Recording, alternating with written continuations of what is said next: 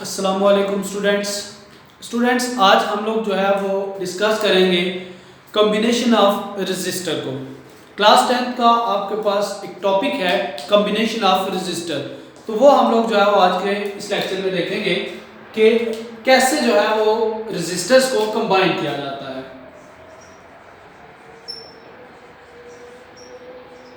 Combination of resistor, basically जो resistor है वो हमारे पास एक इलेक्ट्रॉनिक डिवाइस है जिसको कि हम लोग किसी भी एक इलेक्ट्रॉनिक सर्किट के अंदर यूज करते हैं करंट की जो वैल्यू है या वोल्टेज है उसको कंट्रोल करने के लिए, उसको थोड़ा किसी हद तक रोकने के लिए। तो किसी भी सर्किट के अंदर जो रेजिस्टर है वो दो तरह से कंबाइन किया जा सकता है या दो तरह से उसको जोड़ा जा सकता है। एक तो ये है कि डिफरेंट अप्लायंसेस के साथ, मींस आपका वहां पे बैटरी भी लगी होगी, आपका कोई सोर्स जो होगा, जो आपका लोड होगा यानी कि जहां पे आपको आउटपुट चाहिए वो भी लगा होगा, और प्लस साथ में वहां पे आपका रेजिस्टर लगा होगा। तो दो तरह से रेजिस्टर्स को जोड़ा जा सकता है। एक तरीका यह है कि आप रेजिस्टर को सर्किट के अंदर सीरीज में जोड़ देते हैं। फर्स्ट जो है वो सीरीज कॉम्बिनेशन, कि आप जो है वो रेजिस्टर को सीरीज में जोड़ते हैं, और दूसरा जो है वो इसका होता है दैट इज पैरेलल कॉम्बिनेशन।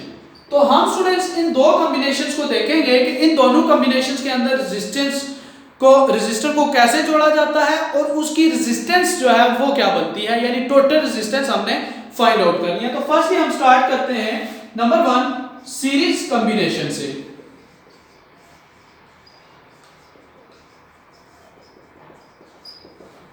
तो फर्स्ट इसका जो है वो मेथड है कि इसको हमने जोड़ना कैसे है। सीरीज कॉम्बिनेशन के अंदर देखें रेजिस्टर जो है वो आमतौर पे उसकी डायग्राम जो बनाई जाती है वो कुछ इस तरह से, मैथमेटिकली आप फिजिक्स के अंदर जब सर्किट के डायग्राम की बात करते हैं तो सीरीज इस तरह से उसकी डायग्राम ड्रॉ की जाती है जिसमें इसके दो पॉइंट्स होते हैं, ए और बी, दो उसके एंड्स हैं।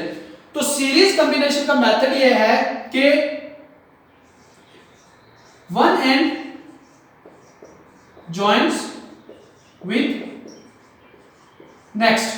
एक सीरीज में मीन आपका ये एक रेजिस्टर है तो इसका ये एंड जो है वो इसको आप जोड़ देते हैं एक नेक्स्ट के साथ, वहां पे एक और रेजिस्टर, देन आगे एक और रेजिस्टर है, देन एक और रेजिस्टर है, आपके पास 3 और 4 रेजिस्टर्स जो है वो इस तरह से सीरीज में। ये आपका रेजिस्टर 1 है, ये रेजिस्टर 2 है, इसी तरह से आगे रेजिस्टर 3 है।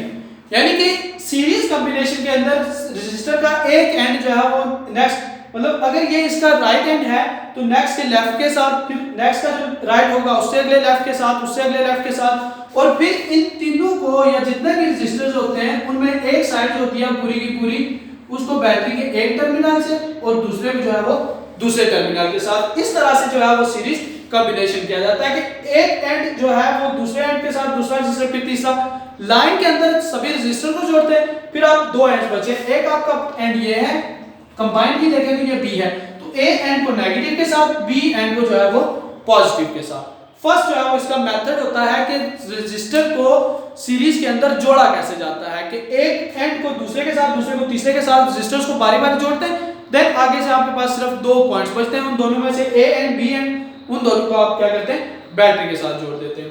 दूसरी चीज याद रखेंगे सीरीज कॉम्बिनेशन के अंदर या ये जो रेजिस्टर के रिलेटेड टॉपिक है इसके अंदर हम लोग यूज करते हैं ओम्स लॉ।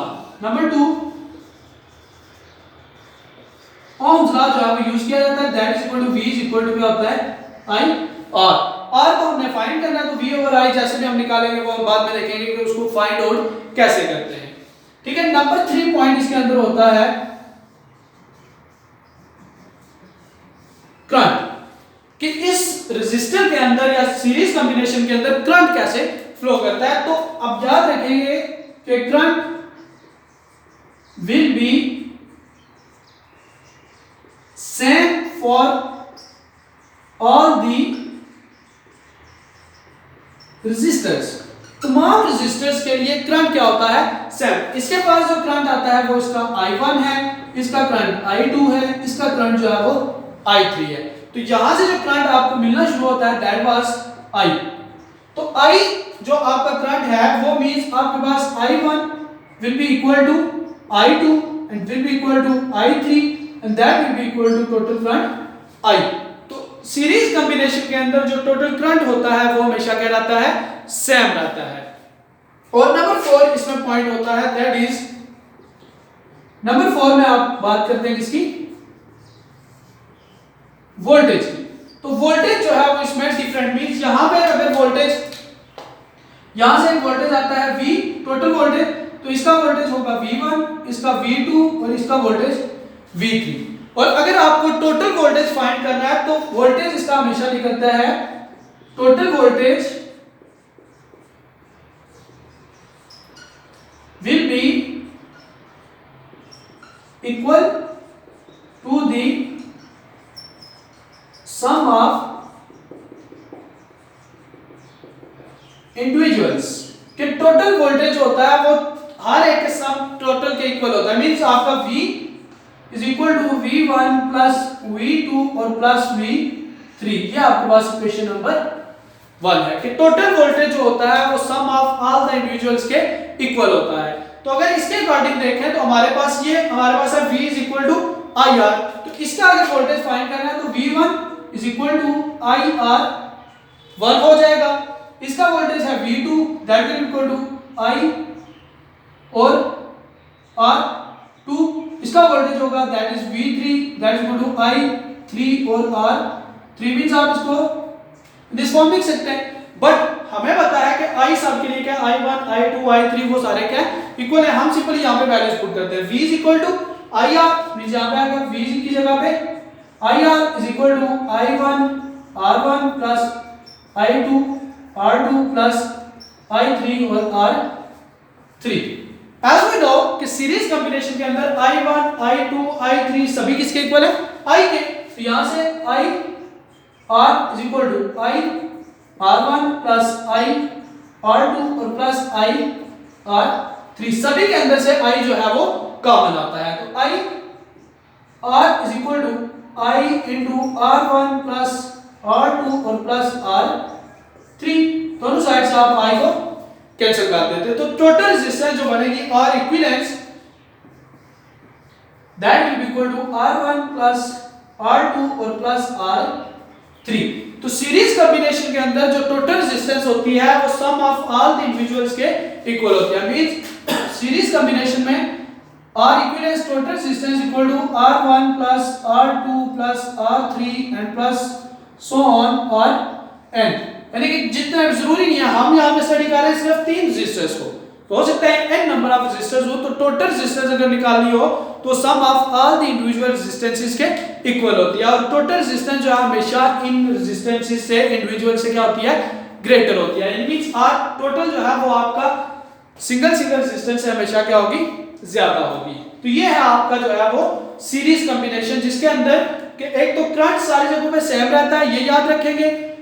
रेजिस्टर्स का जो कॉम्बिनेशन है जॉइन कैसे किया जाता है, एक रेजिस्टर को दूसरे के साथ, दूसरे को तीसरे के साथ, तीसरे को चौथे के साथ ऑन सो ऑन, इसी तरह से हम इनको जोड़ते हैं। वोल्टेज जो है वो हमेशा सम ऑफ द इंडिविजुअल्स के इक्वल होता है। ठीक है जी। देन हम आते हैं सेकंड वन, हमारा पॉइंट है जो कि पैरेलल रेजिस्टेंस है या पैरेलल कॉम्बिनेशन कैसे किया जाता है।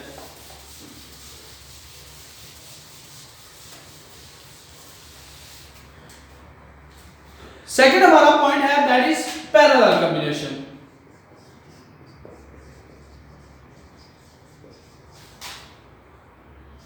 पैरेलल कॉम्बिनेशन, पैरेलल कॉम्बिनेशन का जो मेथड है वो बेसिकली क्या है,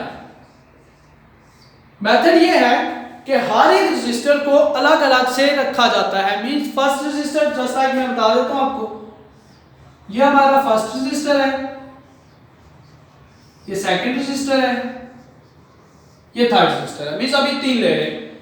तीनों रजिस्टर्स के जो एक इसका ये A पॉइंट है, इसका ये B है, इसका भी ये A पॉइंट है, इसका ये B पॉइंट है, A पॉइंट है और ये इसका क्या है B पॉइंट। तीनों के A पॉइंट्स को एक साथ जोड़ लेते हैं जस्ट लाइक ये तीनों के A पॉइंट्स जोड़ लिए। इसी तरह से तीनों के B पॉइंट्स को भी आपस में जोड़ लेते हैं, ये इसके ए पॉइंट। अब ये टोटल का ए बन गया और ये इन टोटल तीनों का बी पॉइंट। और इन तीनों ये जो ए और बी बनते हैं, इन दोनों पॉइंट्स को मजीद आगे बैटरी के साथ जो है वो कनेक्ट कर देते हैं। इस तरह का जो कॉम्बिनेशन बनता है, this combination is the parallel combination, जिसमें एक के आगे दूसरा, दूसरे के आगे तीसरा। तो ये अब सीरीज कॉम्बिनेशन में नहीं, ये हमारा क्या आता है पैरेलल कॉम्बिनेशन में, जिनके तीनों एंड्स एक जगह पे जोड़ दिए, पी एंड्स एक जगह पे, देन उन सभी को एक जगह पे हमने कंबाइन कर दिया। सेम उसी तरह से v i r के साथ हमने इसको सॉल्व आउट कर रहे हैं। सॉल्यूशन जो होगा इसका वो हमारा पास किससे होगा, ओम्स लॉ से। ओम्स लॉ को हमने यूज करना है और इस कॉम्बिनेशंस को हम यूज करके जो है वो इसका हमें टोटल रेजिस्टेंस फाइंड करनी है। तो फर्स्ट हमारा जो पॉइंट है जो हम इसमें देखते हैं वो क्या है, इसमें करंट। तो करंट जो है वो किस तरह से आएगा और जो वोल्टेज है वो किस तरह से आएगा। याद रखेंगे इस रेजिस्टर, इस केस के अंदर ये R1 रेजिस्टर है, इसका करंट I1 और इसका वोल्टेज V1। इसी तरह से ये R2 है, इसका करंट I2 और वोल्टेज इसका V2। इस तरह से करंट I3 रेजिस्टर या R3 है और इसका वोल्टेज जो है वो R3। तो करंट जो है वो टोटल करंट फाइंड आउट करने का तरीका ये होता है, थोड़ा सा सीरीज कॉम्बिनेशन का ये उलट होता है, ठीक है। इसमें total current will be equal to the sum of individuals। Total current जो होगा means I will be equal to I1 plus I2 और प्लस I3। पिछले टॉपिक में क्या था, सीरीज कॉम्बिनेशन के अंदर टोटल करंट यानी करंट हमेशा सेम रहता था, लेकिन इसमें क्या करंट जो है वो सम ऑफ इंडिविजुअल्स के इक्वल होता है। और दूसरी चीज के अंदर ये इक्वेशन हमारी 1 है और दूसरा इसमें है वोल्टेज। तो voltage will be same, voltage हमारा क्या होगा हमेशा, इस केस के अंदर वोल्टेज सेम, ठीक है जी। यानी कि V1 is equal to V2 is equal to V3 is equal to V के। तो टोटल वोल्टेज होता है हर एक सर्किट के अंदर वो क्या होता है, सेम रहता है। तो ये थोड़ा सा इस दोनों के अंदर डिफरेंस है। इक्वेशन 1 को अगर देखें तो इक्वेशन 1 से हम सॉल्यूशन करना स्टार्ट करते हैं। Means I is equal to I1 plus I2 और प्लस I3। अब हमें इन तीनों की वैल्यूज चाहिए। I की वैल्यू यहां से अगर निकालें तो आप देखेंगे I इज इक्वल टू बनता है V ओवर R। ये R है यहां पे, R यहां मल्टीप्लाई और दूसरे जाएगा तो डिवाइड। इसका मतलब है V1 यहां हम देखेंगे तो I1 is equal to V1 over R1, I2 is equal to V2 over R2 और I3 is equal to V3 over R3 और I इज इक्वल टू क्या, V over R। Values put करते हैं यहां पे, V over R is equal to V1 over R1 plus V2 over R2 और plus V3 over R3। हमें पता है कि V1, V2, V3 ये तीनों क्या आपस में सेम है, यानी कि V के इक्वल है। तो V over R is equal to V over R1 plus V over R2 plus V over R3। सभी में से V कॉमन है, V over R is equal to 1 over R1 plus 1 over R2 plus 1 over R3 और इन सभी में से V common, ये V और V कैंसिल हो जाएंगे। तो जो आपके पास रिजल्ट आएगा that will be 1 over R equivalence is equal to 1 over R1 plus 1 over R2 plus 1 over R3 and plus so on 1 over Rn। तो ये आपके पास जो है वो इस केस में इक्विवेलेंस रेजिस्टेंस आएगी। तो इक्विवेलेंस रेजिस्टेंस जो हमेशा सम टोटल से जो है वो सम के इक्वल और ये हमेशा लेस देन द टोटल जाएगी, ठीक है। ठीक है, आपके पास टोटली जो है वो R इक्विवेलेंस बनती है। तो 1 कॉम्बिनेशन रेजिस्टर क्या दो हैं, सीरीज कॉम्बिनेशन में resistor sum of the individuals के इक्वल आती है और पैरेलल में जो है वो रेसिप्रोकल के अंदर हम उसको लेते हैं, ठीक है। तो ये दो आपने रेजिस्टेंसेस फाइंड करनी थी। करंट की मदद से और वोल्टेज की मदद से और ओहम्स लॉ की मदद से हम इन क्वेश्चंस को सॉल्व करते हैं। मेथड इनका क्या है, ओहम्स लॉ को यूज करते हैं। करंट कैसे रहता है, सीरीज के अंदर करंट सेम रहता है, वोल्टेज डिफरेंट होता है और पैरेलल के अंदर करंट जो है वो डिफरेंट होता है, वोल्टेज क्या रहता है सेम। उसको यूज करके मेथड्स को V को कॉमन लिया, देन हमने वैल्यूज पुट की तो हमारे पास ये दो कॉम्बिनेशंस आ गई, ठीक है। होप्स हो कि ये लेक्चर आपको क्लियर होगा। इससे रिलेटेड कोई भी क्वेश्चन हो तो आप कमेंट सेक्शन में पूछ सकते हैं। इंशाल्लाह I will answer your questions and thank you so much.